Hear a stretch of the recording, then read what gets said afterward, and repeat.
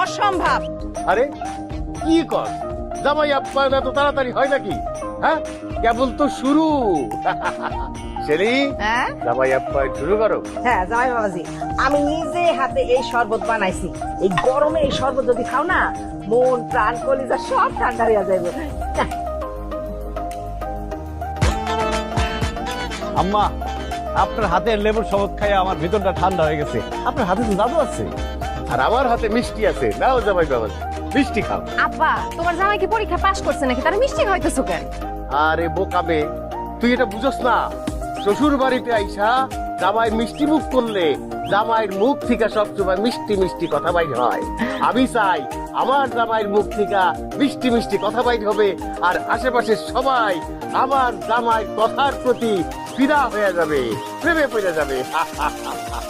আব্বাজান একদম ঠিক কথা বলছেন।